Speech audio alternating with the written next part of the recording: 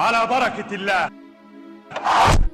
بداية احنا هنتكلم على المصيبة اللي حصلت وألمت بمصر في 67. أنا ما بسميهاش كارثة، أنا بقول إنها كانت مصيبة، والمصيبة دي أدت إلى نصر عظيم جدا وعبور كبير جدا لجميع الأشياء اللي كان ممكن نتخطاها. عبرنا حاجز الهزيمة والحاجز النفسي اللي كان موجود عندنا.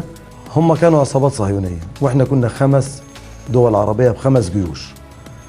العصابات الصهيونية غلبت الدول العربية مجتمعة لسبب واحد بس، هم كانوا 1 وإحنا كنا 5. لو كنا كنا 1 ما كناش اتغلبنا.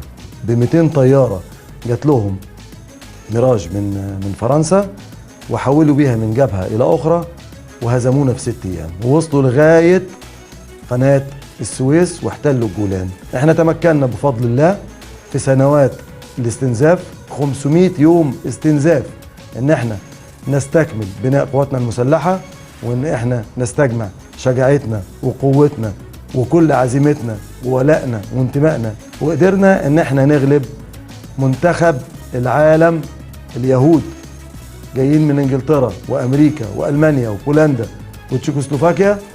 احنا غلبناهم عبر 100,000 جندي و1000 دبابة و220 طيارة و2000 مدفع في 6 ساعات. جينا لهم في عز الظهر على بركة الله.